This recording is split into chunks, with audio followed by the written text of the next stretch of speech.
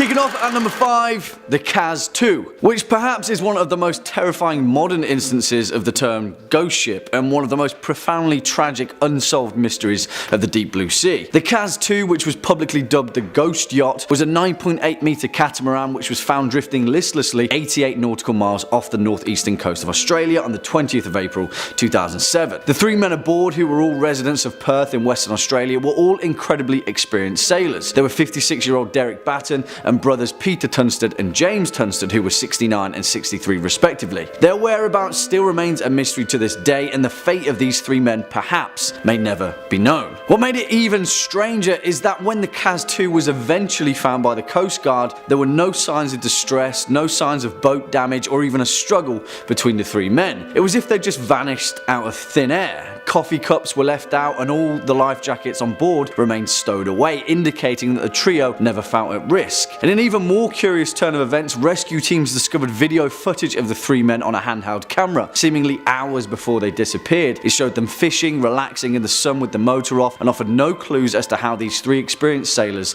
disappeared at sea. Although an inquiry was later drawn, no definitive conclusions were ever reached, and only theories remain about the ultimate fate of the Kaz II. Coming in at number 4, the Lady Loverbond. Of course, no list would be complete without a good old sea shanty of jilted lovers and ghostly revenge. As the legend goes, the Lady Loverbond was a schooner that is alleged to have been wrecked on the Goodwin Sands just off the southern coast of Kent on the 13th of February 1749. But if you ask any old sailor worth their salt, they'll tell you that it just so happens to have a habit of reappearing every 50 or so years as a ghost ship. As the story goes, the captain of the ship, a man named Simon Reed, had just been married to his bride Annetta and was celebrating the joyous occasion with a cruise bound for Oporto in Portugal. Now, it is high time to mention that a long-standing sailor's superstition was that back in the day it was grave bad luck to bring a woman on board, and in many ways the legend of the Lady Loverbond is a cautionary tale that exemplifies that fact. According to the tale, the ship's first mate, a man named John Rivers, was a rival for the hand of the captain's young wife, and in a jealous fit of rage he killed the crewman manning the ship's wheel and steered the vessel into the treacherous Goodwin Sands, killing absolutely everyone on board. And if you're asking me, that is a stark overreaction. But nevertheless, since that fateful day in 1749, the Lady Loverbond has been sighted on numerous occasions with an ethereal, ghostly glow, eternally bound to wander the ocean. Coming in at number 3, the SS Valencia. Now, this one's a little bit more interesting, to say the least, because it's a verified fact that the wreckage of the SS Valencia can still be seen to this day, scattered along the beach and rocky shoreline of Vancouver Island's West Coast Trail. After the ship struck a reef during a storm in 1906, the wreckage of the SS Valencia was considered to be the worst maritime disaster along the western North American coast, otherwise known as the Graveyard of the Pacific. The Valencia was a small ship, a passenger steamer that had a long history of carrying both passengers, cargo and troops, but at the time of her ruin she was operating as a tour boat, often running routes from San Francisco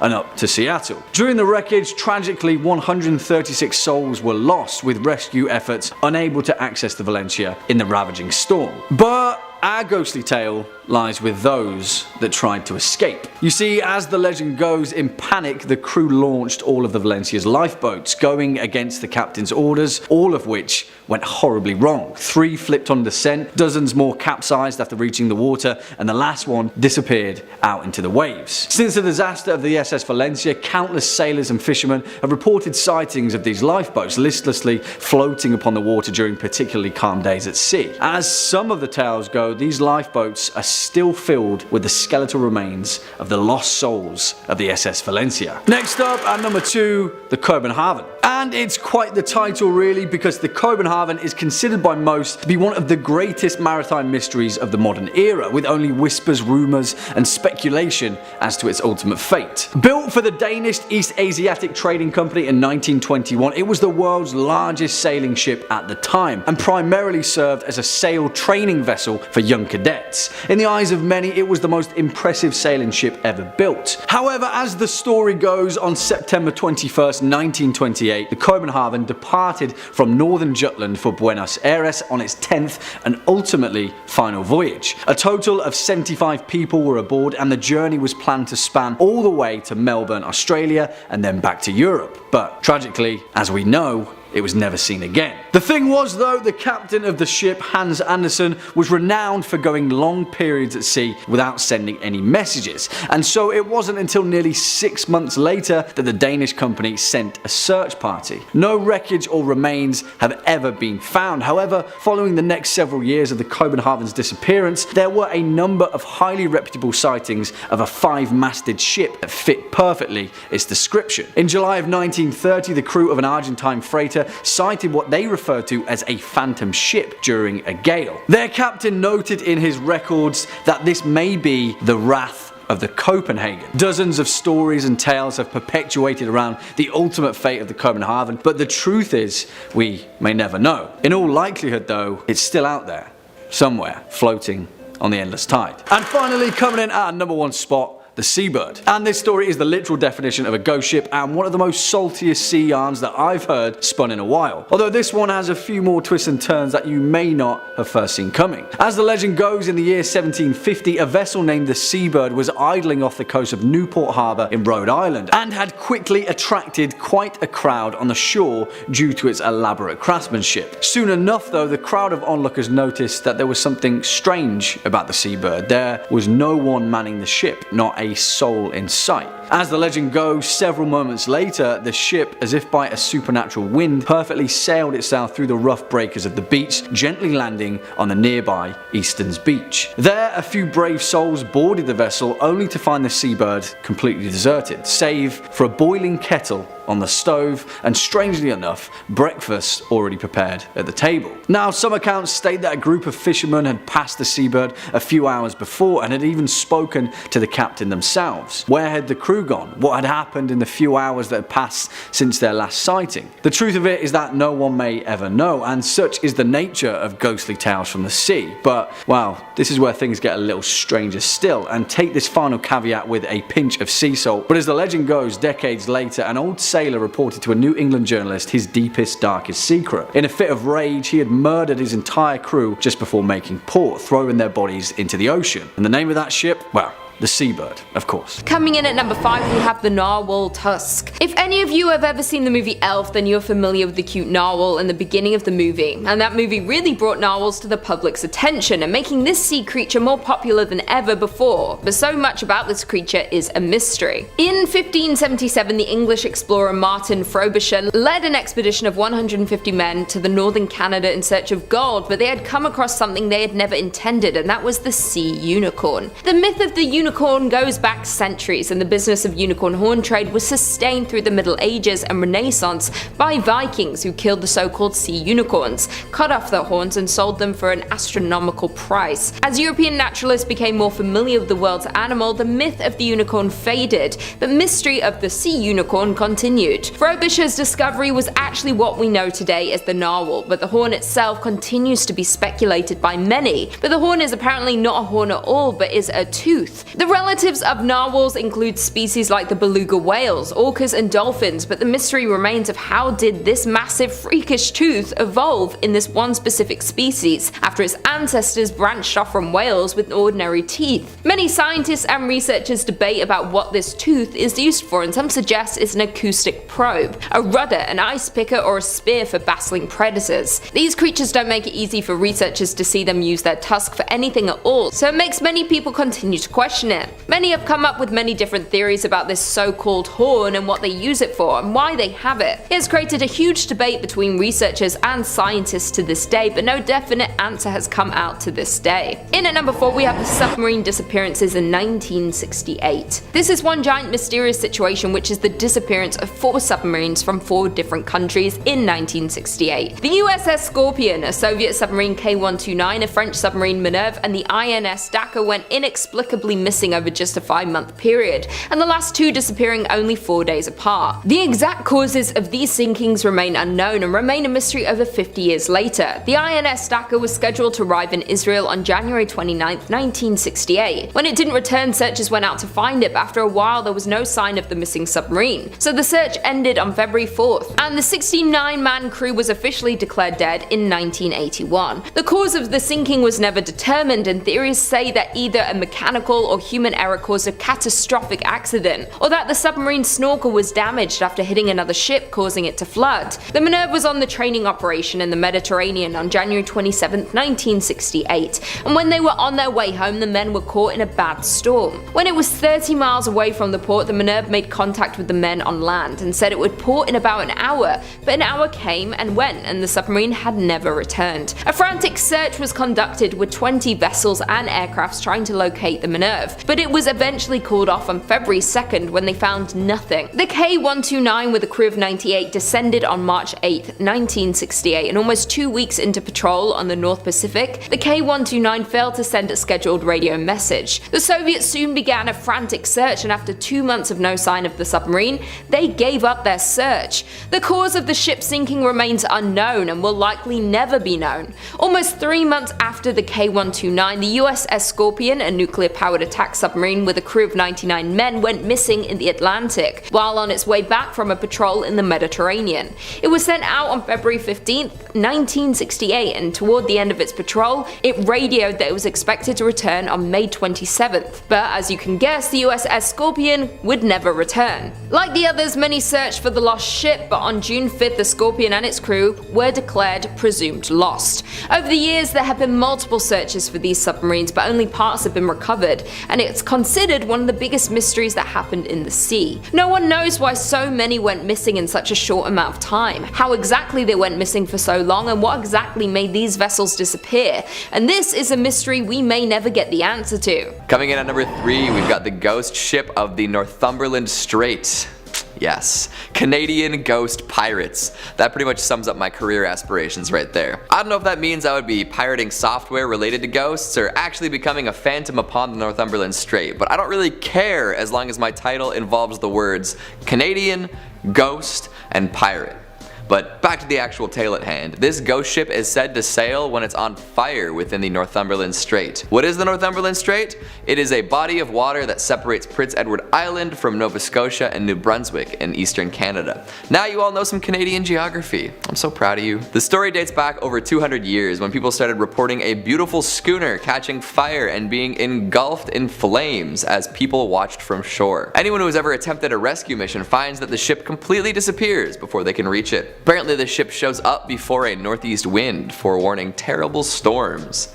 Some say it's just an example of St. Elmo's fire, a rare weather condition involving the ionization of air molecules in order to produce a faint glow, but those who have seen the ship ablaze say that it was much too bright to be explained away like that. The prevailing story is that a pirate made a pact with the devil to protect and hide his treasure, and in return, he and his crew would sail forever on the burning ship. A pact was made as the ship was burning down and would soon sink along with the treasure.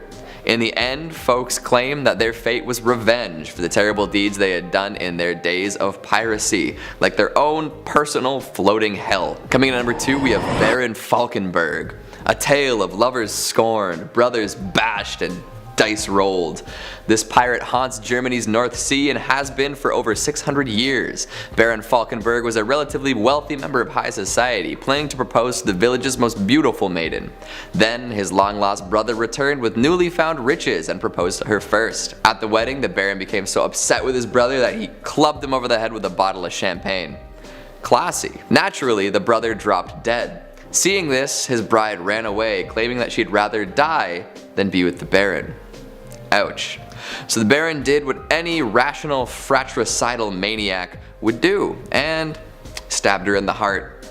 How romantic. Then he ran away to the beach, where he was accosted by a shady man on a boat. This mysterious figure invited him to the ship where he came from, which was anchored offshore a little ways out. The Baron accepted and rowed his way to the Great Grey Behemoth. Since entering, nobody has seen him disembark, and he's been at sea for centuries.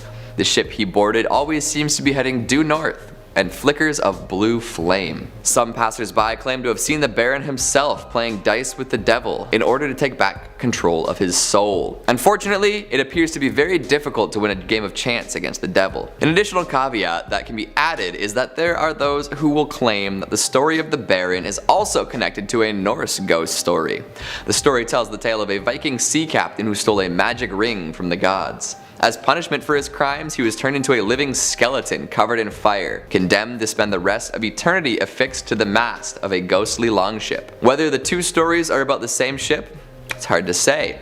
However, I think we can all agree that a flaming skeleton pirate is pretty badass. And finally at number 1, we have the Flying Dutchman. We saved the most well-known for last. The legendary ghost ship is said to glow with ghostly light as it sails the 7 seas. It will attempt to send messages to land or to people long dead if hailed.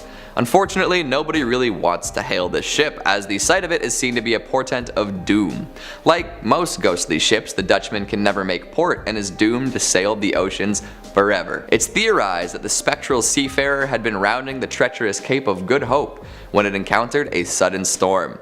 The hatches were battened down and the captain swore he would push right through come hell or high water, and it turns out a little bit of both were on the menu. For his recklessness with his ship and crew, the captain was divinely punished.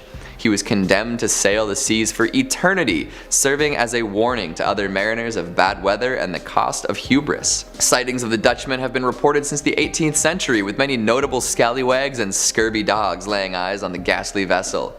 Even Prince George of Wales described seeing a ship glowing with a strange light. If you see a ship with skeletons dancing in the rigging, steer clear. It might look like fun, but the captain will try to lure other vessels onto the rocks to ensure nobody else can pass the cape. Sheesh. Remind me not to take a long sailing trip. Number 5. The Octavius. The Octavius became more than just a legend in 1775 when a whaling ship named the Herald found it aimlessly drifting off the coast of Greenland. The scary part? With all of its crew frozen dead by the Arctic cold's mist and winds.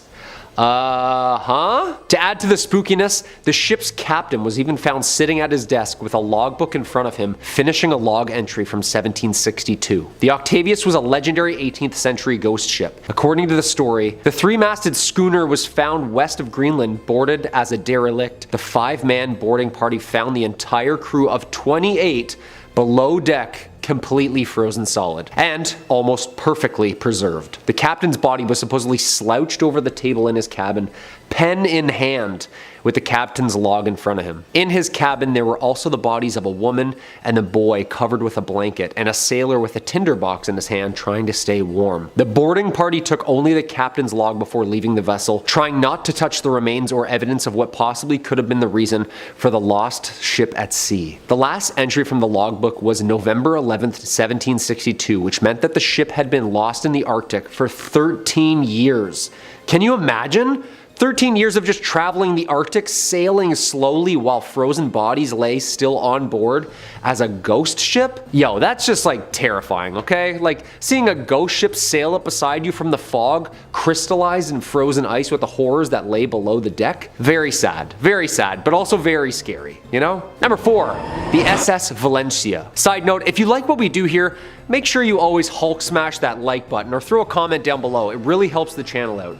Let us know what other ghost ships you know of, and I'll check them out for a part 2 or maybe even a part 3. Speaking of more ghost ships, the SS Valencia is one of the creepier ship stories. Pulling up and finding a completely abandoned ship is scary enough. Those are people's lives lost. It's scary stuff. The SS Valencia was an American iron-hulled passenger steamer built for service in 1882 by William Cramp and Sons. It did many things. In 1897, the Valencia was attacked by a Spanish cruiser, Reina Mercedes, just off the Guantanamo Bay in Cuba. They tried to sink her, but nope. She was built strong, and she survived. A year later, she became a passenger liner for the US West Coast, where she served in the Spanish-American War as a troop ship during the conflict. Eventually, after her service, the Valencia was wrecked off of Cape Beale, the west coast of Vancouver Island, British Columbia, on January 22nd, 1906, as her sinking unfortunately took 100 passengers with her. Some classify the wreck of the Valencia as the worst maritime disaster in, quote, the graveyard of the Pacific, which is a famously known treacherous area off the southwest coast of Vancouver Island. That's a horrible nickname for a shallow area also, right? Like, the graveyard?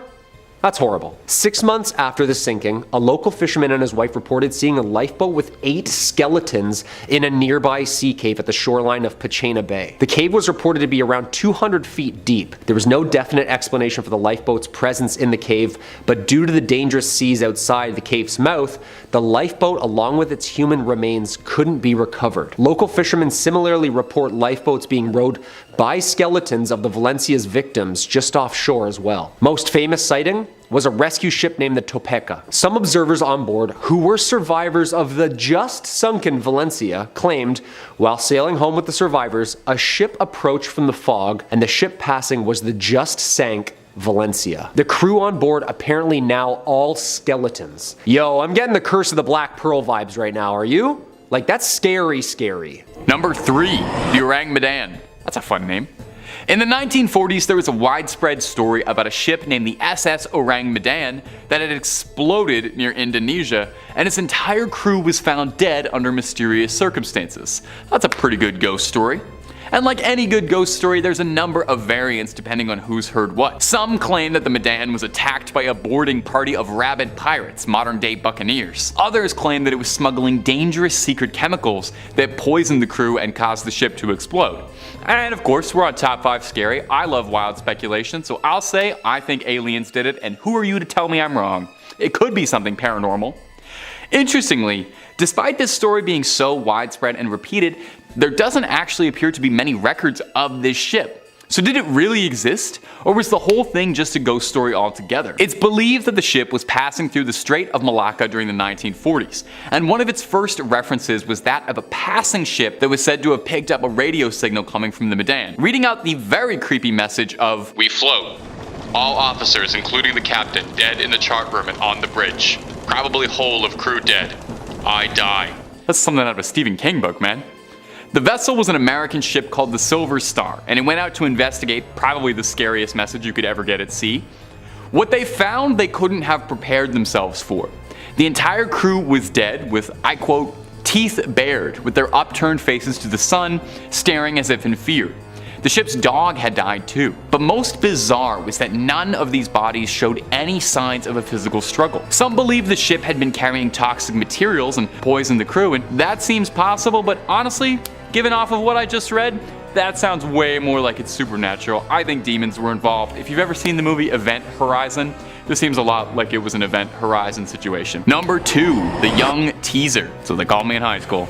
Unlike a lot of other ships on this list that had served as merchant vessels, the Young Teaser, true to its name, was a bit of a wild card rebel as far as ships go, and was a notorious pirate schooner flying the black flag and was famous for its speeds. The Young Teaser had made a name for itself as a dangerous ship around Mahone Bay, notable for several successful raids, which is a lot easier said than done. I don't know if you've ever tried to board an enemy ship, it's very complicated. A whole lot wrong can happen on the ocean, and in the year of 1813, the Teaser had met a match it couldn't outplay, when it was cornered by a Nova Scotian officer by the name of Sir John Sherbrooke. Sherbrooke was a decorated military officer. He was a veteran of the War of 1812 and was looking to continue his path of glory, get another medal on the chest, by capturing the Teaser and its crew and bringing them back to the crown to face justice for years of plundering. Sherbrooke was ready to board the Teaser, but he noticed that a privateer aboard it had already begun lighting their own ship on fire. Instead, the pirates had chosen to go up in flames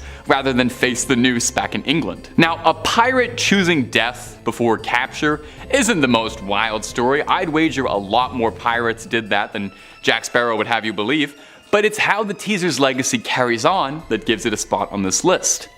Ask a Nova Scotian around the Bay and they might tell you one of their more famous ghost stories. That on June 27th of every year, the otherwise peaceful Mahone Bay is overcome by fog, smoke, and the curdling screams of the damned crew whose souls are still trapped in the bay. They say on a real foggy night you can see the burning ship still sailing through. Some people even saying they see spectral sailors hanging off the riggings. Some boaters say that they see the ship charging towards them as if it was still marauding out and about, only when it's about to crash into another ship, it vanishes into thin air, leaving behind a cloud of smoke and fog in its place as if it was never there. And number 1, the Carol Deering. Now, we've been talking about ghost ships this whole video, and weird things that have happened to ships going missing, but we've yet to bring up my favorite anomalous triangle outside of Bermuda. So let's fix that, eh? Let's talk about the ghost ship, the Carol A. Deering. It was 1929, and the Deering was returning home from the Hamptons to Barbados, passing a Cape Lookout lightship. A man on the lightship called out to the Deering because he thought the crew looked aimless. They told him that the Carol Deering had lost its anchors, which, I don't know if you know a lot about ships, that's a bad thing for a ship to lose. The Carol Deering kept making its way forward. I guess the lightship didn't have any anchors to lend out or anything, where it was spotted again a few days later by a ship called the SS Lake Elon, with its captain reporting that the behavior of the Carol Deering was very odd. He described it as steering a peculiar course. And that would be the last time anyone saw the crew of the Carol Deering alive. 2 days later, the Carol Deering was discovered by the Coast Guard washed up on a nearby shore. The ship was missing its lifeboats and the decks were flooded. A rescue crew went in to investigate and were baffled by what they found. The ship had been picked clean.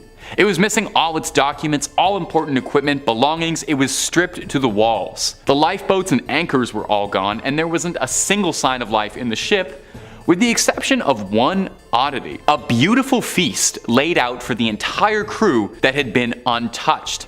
Not a nibble taken out of it. No one knows what became of the crew of the Deering. There's always been theories. Some people think maybe they mutinied against their captain and fled. Some people think they were taken by the mystery of the Bermuda Triangle. Was their ship stolen? Or maybe they all just went home. We might never know. Starting us off at number 5, we have Yellow Jack. We're gonna set sail on a weird one to start us off. If you're a flag enthusiast, you might see the ending of this one coming from a mile away, but we'll get there in a minute. So the legend of Yellow Jack starts upon a spice and gold-filled ship preparing to leave the Indies and head back home. The crew was accounted for, the cargo was secure, the captain was feeling nice. Then, at the last second, a mysterious figure asked if they had room for one more. Feeling pretty good about their haul, they welcomed this extra pair of helping hands on board. Wrong move. Turns out this was a disreputable lad known as Yellow Jack, with a reputation so abhorrent that the ship was forbidden to enter any port she called upon. For ages the crew sailed from port to port hoping that someone would let them dock, but it never happened. They were forced to endlessly cruise the seas, running lower and lower on supplies. Patience too. Eventually the crew went mad and committed mutiny before they all murdered each other. Some say the ship is still sailing, the ghosts of these sea-locked sailors manning the helm. Someday they may find a port that will take them and they will finally be able to rest. In the meantime, they will sail the seas, infecting other ships with the same madness that Yellow Jack caused. Now this is a spooky, ghostly story in its own right, but it could also be a reference to a different ship killer at the time. Disease. The Yellow Jack is a flag flown by ships infected with plague, cholera, and other nasty, fast-spreading diseases. So Yellow Jack itself could be a metaphor for disease, and ports weren't letting them in because of quarantine procedures. Absolutely fascinating, and it would also make a killer movie. A pirate quarantine body horror. Think The Thing meets Wreck meets Pirates of the Caribbean. Oh damn. Coming in at number 4, we have the Chaleurs, a Chilean ship sailing around an island known for its terrible storms. Shining white sides, 3 masts with 5 sails, blood red. The ship sails independent of any human input. Sure, there's a ghost crew, but the Chaleurs is known for being sentient. The ship has a mind of its own. It'll glide along the water at incredible speeds and is able to submerge and continue navigating underwater, similar to the famous Flying Dutchman. When it passes, folks say you can hear the crew cackling for a brief moment.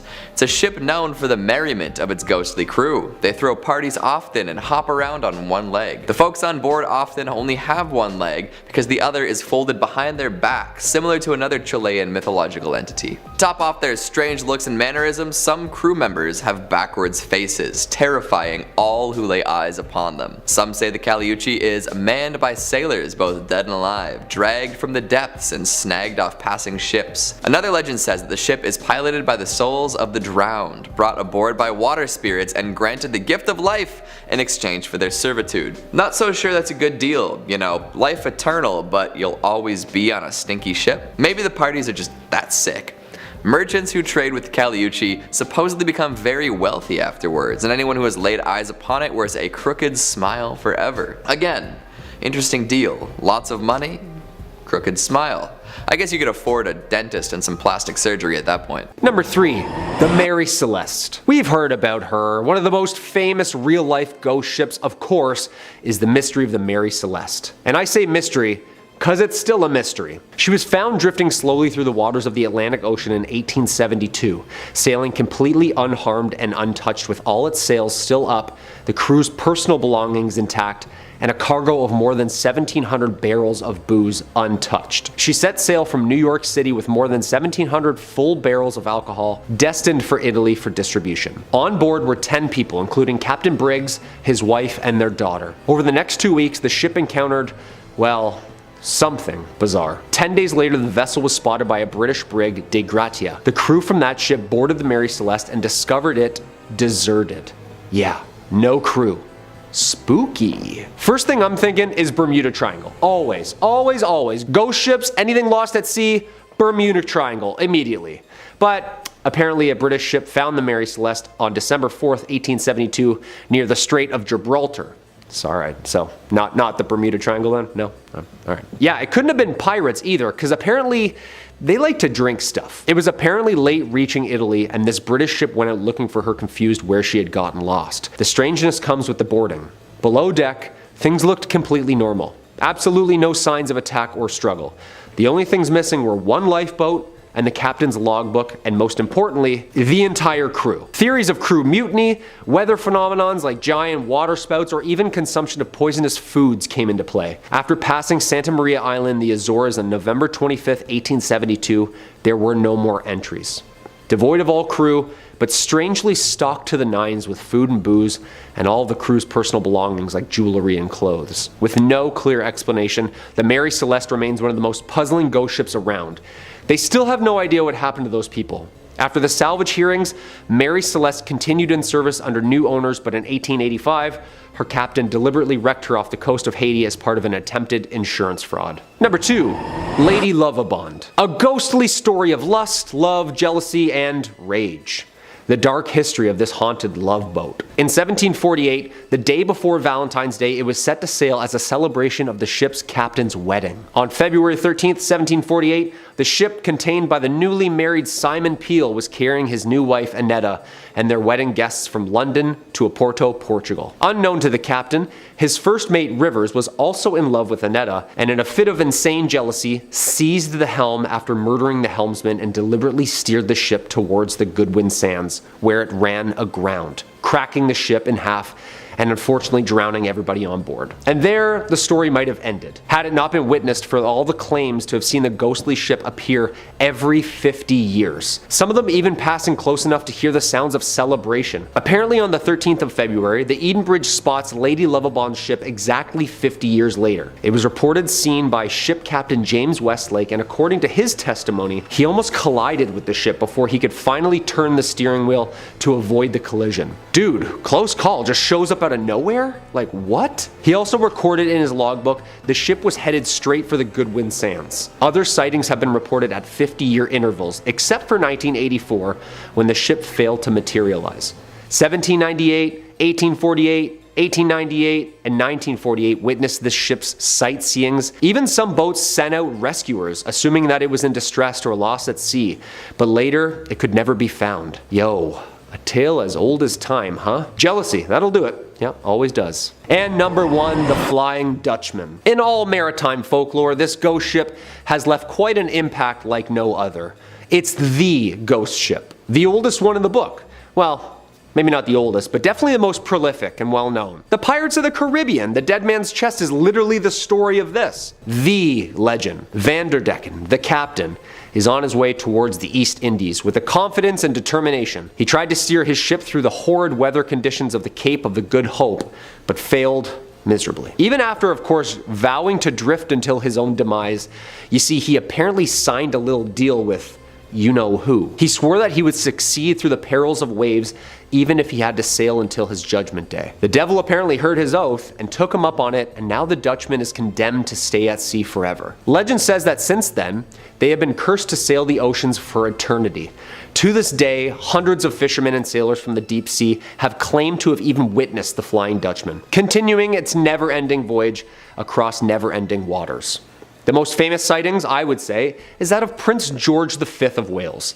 He was on a 3-year voyage in 1880 with his older brother Prince Albert of Wales and their tutor. The prince's log records say the following for the pre-dawn hours of July 11, 1881 near Australia. Quote, 4 a.m. The Flying Dutchman crossed our bows. A strange red light as a phantom ship glow, which lights the masts, spars, and sails of a brig 200 yards distant as she came up on the port bow, but on arriving there was no vestige or nor any sign whatever of a material ship. Seen right away to the horizon, 13 persons altogether saw her. That's a prince writing, so yeah, that's pretty good source material, I'd say. This is horrific. Imagine a ghost ship faded by red light pulling up towards your ship in the middle of the night, then just cruises on by.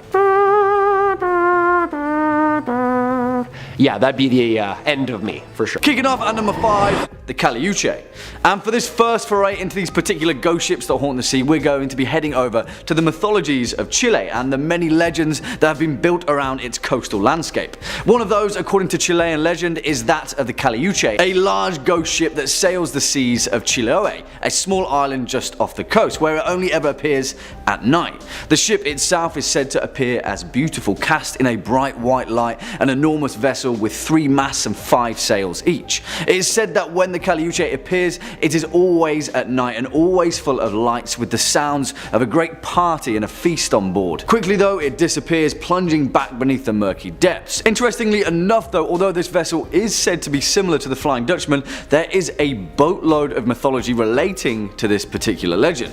One of these versions claims that the vessel is crewed by the drowned, souls lost at sea, who are brought to the ship by 3 mythological figures in Chilean legend. 2 sisters, one of them the Sirena Charlotta, a type of mermaid, and the other the Pincoya, a type of water spirit said to protect the Chilean coast. And then their brother, the Pincoy, their male counterpart, who has the body of a sea lion. It's pretty cool. Once aboard, the perished souls can resume their existence in an eternal reverie of adventure on the high seas. However, there is a much more sinister version of this legend, which states that the crew of the Chaleurs instead sailed the Chiloé archipelago, luring fishermen and sailors toward it with an enchanting music to enslave them as part of their crew for eternity, where they are twisted and then contorted and put to work in their afterlife. Yeah, I'm pretty sure I prefer the first one, actually. Swinging in at number 4, the Eliza Battle. And for this one, we're pinching the parameters of the 7 seas, and instead we're taking a look at one of the most notorious maritime disasters that, instead of on an ocean, occurred on a river. The Tombigbee River, to be precise, a stretch of water that runs between Columbus, Mississippi and Mobile, Alabama. And here we have the legend of the phantom steamboat of the Tombigbee. Back in 1852, one of the largest river steamboats constructed at the time, the Eliza Battle, was put into service between the 2 southern states. During one particularly cold February in the winter of 1858, after the Eliza Battle had departed the city of Columbus, the ship made its way downriver, stopping on the way at Pickensville, Gainesville, Demopolis, and several other small river landings. By the time that the steamboat had left off at Demopolis though, it was filled to the rafters with passengers, and not only passengers but also over 1,200 bales of cotton to be ferried to the final stop. Now, although it roughly still remains a complete mystery, around 2 a.m. on March the 1st, 1858, about 30 miles downriver from Demopolis, the crew of the Eliza Battle awoke startled to discover that the cotton bales on the main deck were on fire. Flames soared and quickly engulfed the ship's hull, soon spreading out of control despite the frigid temperatures attributed to the odd, gusty evening. The boat continued onward though, the entirety of the exterior completely engulfed in flames and cut off from their lifeboats. The passengers, many of them who had awoken dressed in their night clothes, were forced to plunge into the icy river below. Now, some of them survived, mainly by floating atop the remaining cotton bales, but all in all, over 33 people lost their lives, both crew and passengers included. The Eliza Battle quickly sank beneath the water, the wreckage of which still lingers at the bottom of the Tombigbee River. It's said that on a particularly cold and windy night, the Eliza Battle will emerge from the icy fog engulfed in flames, once again a warning sign of an oncoming ill omen. Next up at number 3, the Mary Celeste, which in fact may very well be the world's most infamous ghost ship, as well as one of the longest enduring mysteries of the Seven Seas. Built in Spencer's Island, Nova Scotia in 1861 and launched under the new name of the Mary Celeste in 1868, this merchant brigantine sailed uneventfully across the Atlantic for years as a seaworthy, efficient vessel. It wasn't until her fateful voyage in 1872 where the true ghostly legend began, which has since gathered theories that vary from submarine earthquakes, water spouts, an attack by a giant squid, and even paranormal intervention. No one will truly know the ultimate fate of the Mary Celeste, with every single soul on board never being seen or heard from again, which is a terrifying thought in itself, isn't it? The Mary Celeste was discovered adrift and deserted just off the coast of the Azores Islands on December 5th, 1872. It was a Canadian vessel, the De Gratia, which found her in a disheveled but seaworthy condition under partial sail and with one lifeboat missing. The last entry in the ship's log was dated 10 days earlier, which detailed the vessel's last known location, before these mysterious, infamous events unfolded. On board was the ship's captain, Benjamin S. Briggs, his wife Sarah, and their 2-year-old daughter Sophia, and 8 seasoned crew members, all veterans of the sea. It poses the question, what dire threat did the Mary Celeste face that caused a highly experienced captain to abandon his ship? Nothing was stolen, all of the crew's possessions and cargo were exactly as they'd left them, but in all likelihood, we may never know. Swinging in at number 2, the Flying Dutchman. Of course, this legendary vessel couldn't not make this list. The ghost ship that can tragically never make port, doomed to navigate the perilous ocean for eternity. In actual fact though, the Flying Dutchman has had such an impact on nautical culture that it's easy to overlook the treacherous tale of its origin. It is thought that the legend of the Flying Dutchman first originated from the 17th century golden age of the Dutch East India Trade Company, a mega corporation that had a stranglehold monopoly on the Dutch spice trade that ran throughout the 16 and 1700s, where tale was told of a Dutch man of war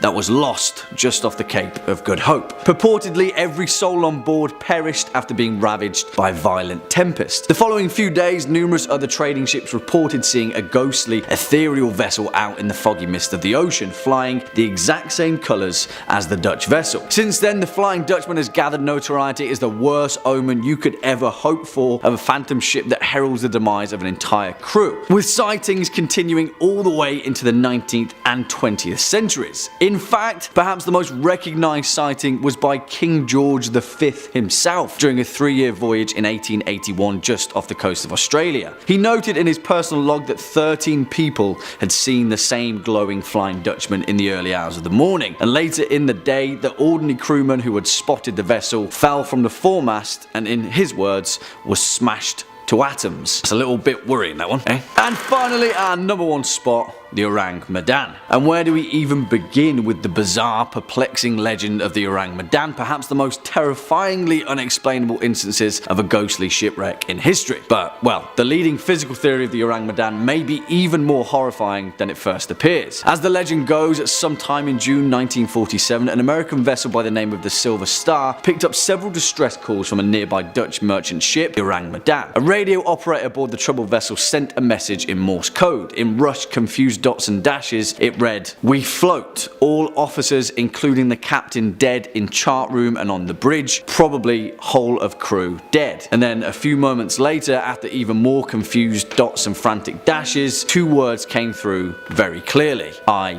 die." Then silence. Nothing more was heard of them. But well, when the Silver Star eventually located and boarded the apparently undamaged and otherwise seaworthy Orang Medan, what they found absolutely horrified them. Every single person aboard was found dead, sprawled on their backs, frozen in fear, with their mouths gaping open and their eyes staring straight ahead. There were no survivors, but even more terrifying, apparently no signs of injury or foul play. Just as the Silver Star crew was preparing to tow the ship to a nearby port, a fire broke out in the Orang Medan, which shortly exploded before finally sinking into the depths. Since this horrifying incident, theories have ranged from the vessel carrying a highly dangerous chemical nerve agent to an entanglement with the CIA after the result of a secret experiment to an unprovoked alien assault. But if you haven't already sensed a theme with this particular list, it seems that we may never know. Kicking off at number 5, the SS Baie.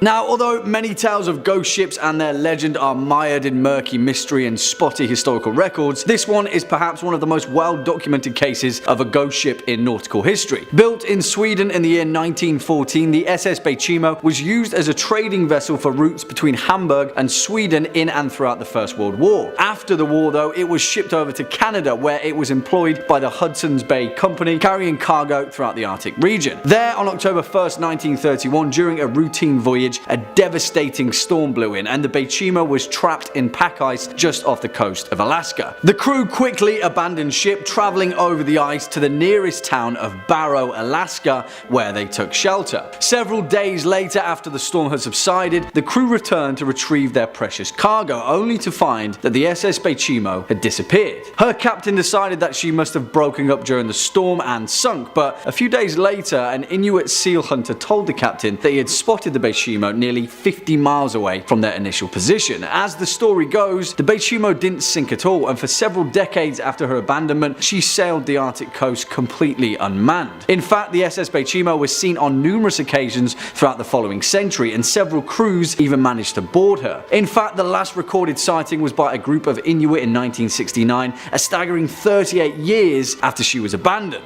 Her ultimate fate? No one knows, but it's safe to say that somewhere out there in the frozen north, the SS Baie is still sailing. Next up at number 4, the Jenny. Now this one is a little bit murkier to say the least, and historical accounts have varied from person to person. One thing always remains the same though: if the accounts are true, then this nautical tale is perhaps one of the most bleakest and most despairing cases of a crew being lost at sea. As the story goes, the Jenny, an English schooner that set sail from its home port of the Isle of Wight in 1822, became frozen in an ice barrier just off the Drake Passage sometime in its voyage in 1823. Nearly a decade later, in 1840, the stark remains of the ship had been dislodged by the ice, only to be discovered by a nearby whaling ship. As some accounts tell, when the crew first saw the ship, they saw 7 figures standing to attention on the main deck, and so thought that the vessel was manned. As they got closer though, they discovered the grim truth. The 7 figures standing to attention were in fact frozen in place, turned to ice by the Arctic cold. Things only got worse from there though, and as the crew of the whaling ship explored the vessel, they found more and more bodies frozen in time deeper below the deck. As some reports go, as the crew came to the captain's cabin, they found him frozen in place with a pen in his hand. The final note written in his log read May 4th, 1823. No food for 71 days.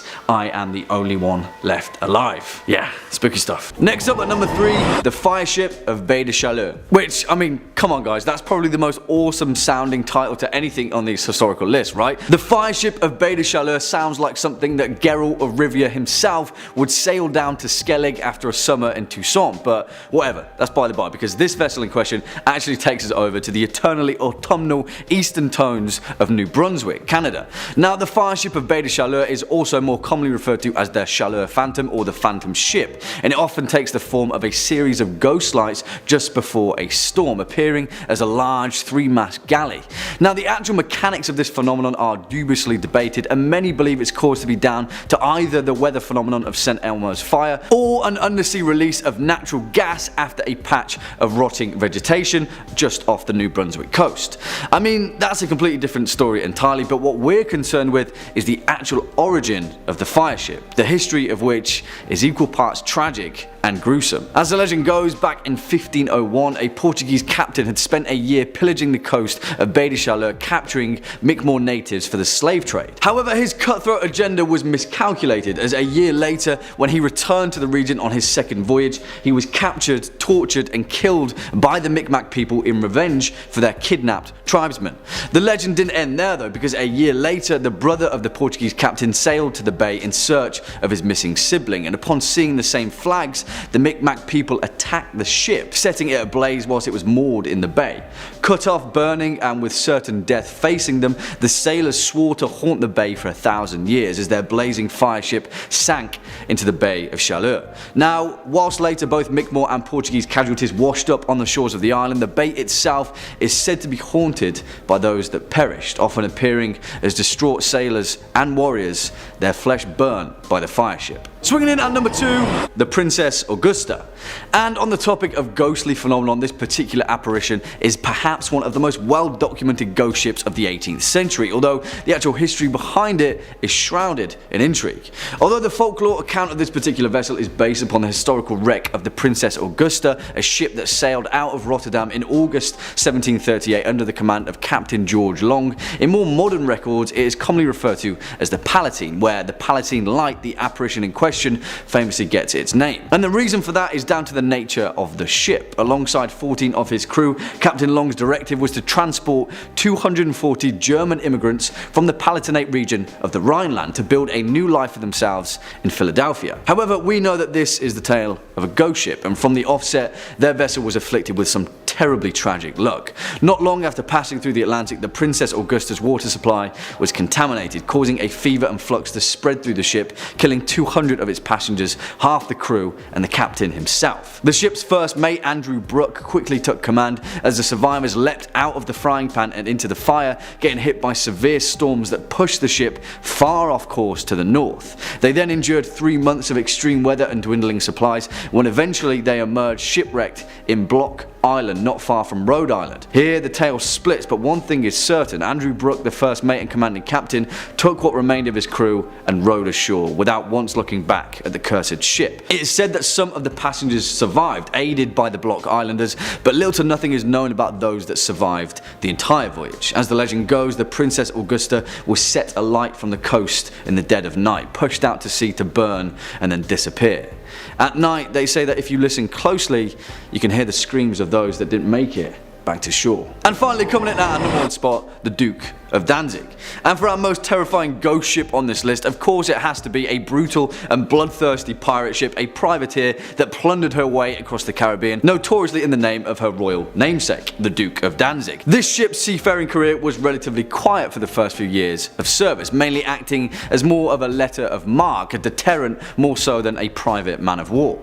However, her fate quickly changed after changing command and sailing under the French captain Francois Aregnadour. Now, his intentions were to sail and plunder his way across the 7 seas, and plunder he did from Liverpool to Barbados, capturing and scuttling more ships than he could count on his way. However, despite being a vessel of the French Empire, strangely enough, sometime after late June 1812, the Duke of Danzig just disappeared, although there are several records catching a glimpse of her around Canada, but she was never seen again. After the last mention of her, it was thought that she'd been destroyed by a tropical cyclone or sunk in the night after an encounter with a British frigate. However, as the legend goes, that was not the last of the Duke of Danzig. After the golden age of piracy had been sated, a captain by the name of Napoleon Gallois relayed his records of a French frigate encountering the wreck of the Duke of Danzig drifting listlessly at sea.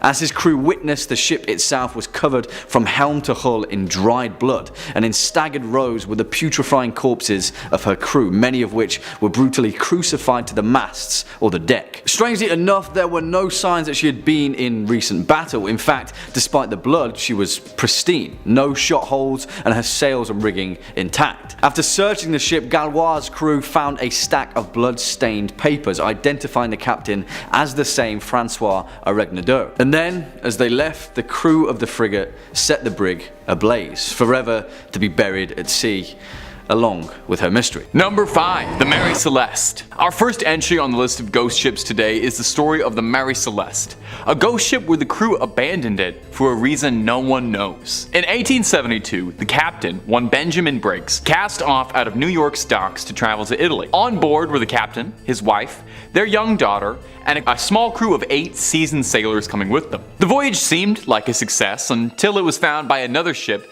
the Del Gratia. The crew of the Del Gratia approached the Celeste since it was barreling forward at full speed and full sail without anybody manning the crew. So the Del Gratia boarded it to investigate and found more questions than they had before, as there was barely a sign of life. If they hadn't found it freely floating, they would have assumed the ship had just been built. There was a little bit of water in the hold and a lifeboat was missing, but other than that, the ship was fully intact, the hull undamaged, the hold replete with food and water and other supplies. So what happened? Why would the captain and the crew abandon a perfectly serviceable, well-stocked ship, especially one that was carrying his own family? Now, there have been theories over the course of the years.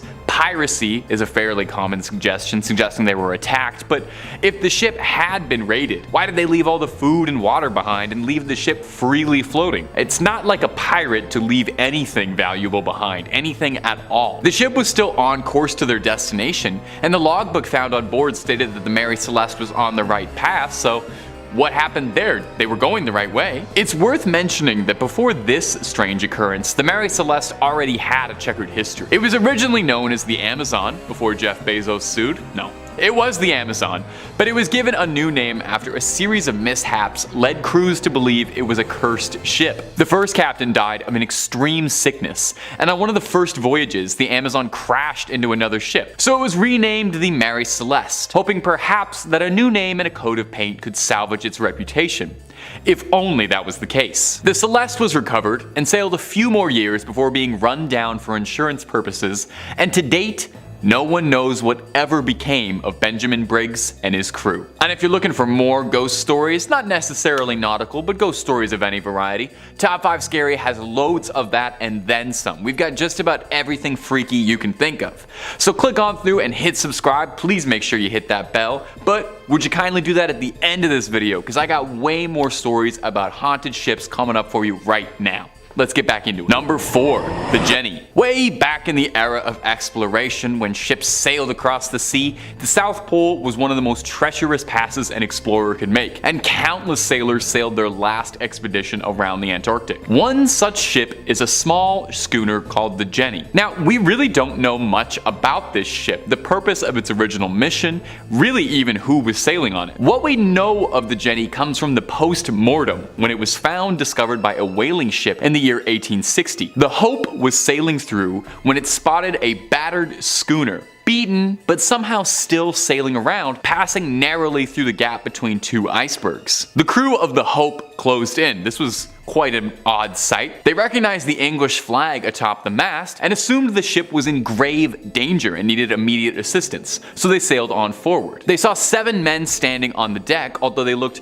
gravely underdressed for the weather conditions and not particularly active at all. These guys were sort of just chilling out up there. It wasn't until the Hope sailed close enough that they realized the men they were looking at on the Jenny weren't just sluggish, but they were frozen remains. Frozen in place, as if they'd been frozen flash solid, as if it happened in an instant. They appeared to be in mostly good condition. I know that sounds incredibly bizarre to say that about a corpse, but they weren't showing signs of decomposition or any physical injuries. The Hope's captain, Captain Brighton, boarded the Jenny to try and understand what was going on here. He went underneath the decks and found a man slumped over a barrel with a journal in his hands. Brighton went up to touch him, but realized immediately, like everyone else, he had been frozen in place. So he pried the journal from his cold, dead hands and read the last chilling entry. Chilling. I didn't even mean to say that. That was a little pun. That's what my comedy degree paid for. May 4th, 1823. No food for 71 days. I am the last one alive. If the log was to be believed, then that would mean the crew had been sailing as corpses aimlessly for decades, as if not a day had passed. Captain Brighton took the journal home with him to return one day.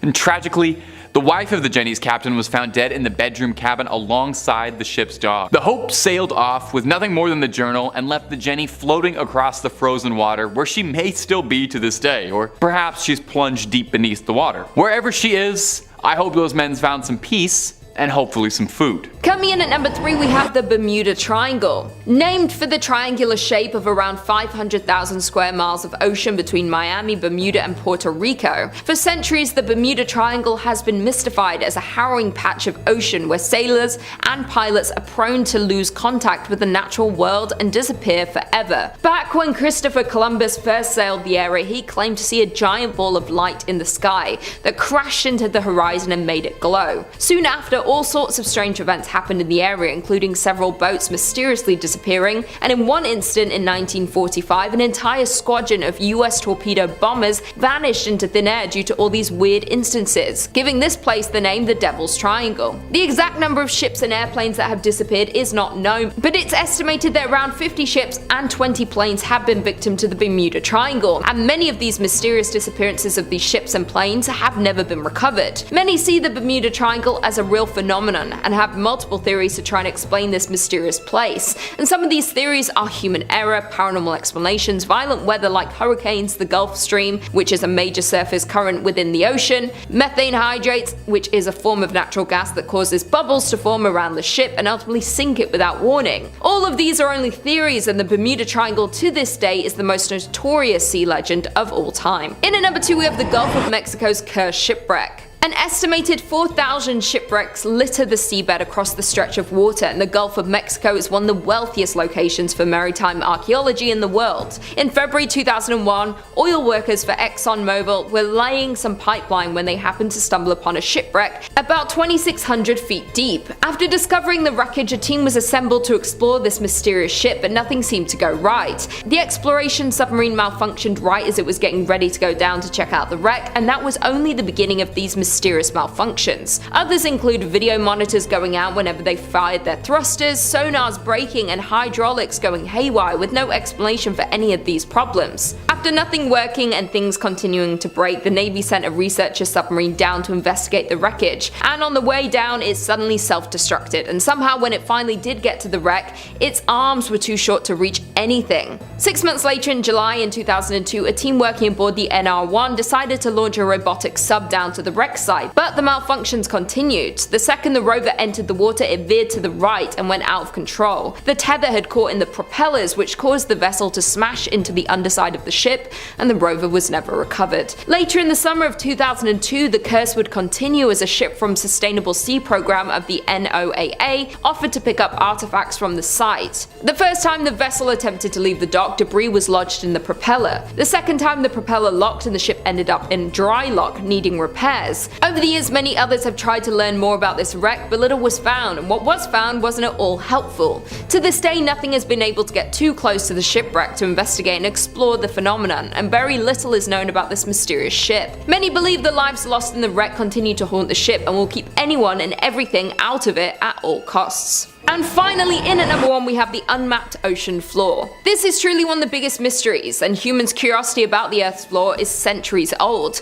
Much remains to be learned about the ocean, especially exploring the mystery of the deep sea. From mapping and describing the physical, biological, geological, chemical, and archaeological aspects of the ocean and understanding their dynamics. For centuries, scholars believed the deep sea to be a lifeless place. Until the late 19th century, we've discovered there is a diversity of life and creatures living down there. Many researchers and divers had tried to dive and take submarines down to explore more of this unknown place, but it's very hard due to the extremely cold temperatures, the darkness, and the literally bone-shattering pressure that's more than 1,000 times that at sea level. In 2019, a retired naval officer, Victor Vescovo, set a new record as one of the deepest dives to date, reaching almost 36,000 feet down in a submarine into the deepest place on Earth, the Marianas Trench. The ocean covers more than 70% of the planet's surface, driving weather, regulating temperature, and ultimately supporting all life's organisms. Throughout history, the ocean has been a vital source of sustenance, transport, commerce, growth, and inspiration. But to this day, more than 80% of the ocean remains unmapped, unobserved, and unexplored, and it's still unknown how deep the ocean really is.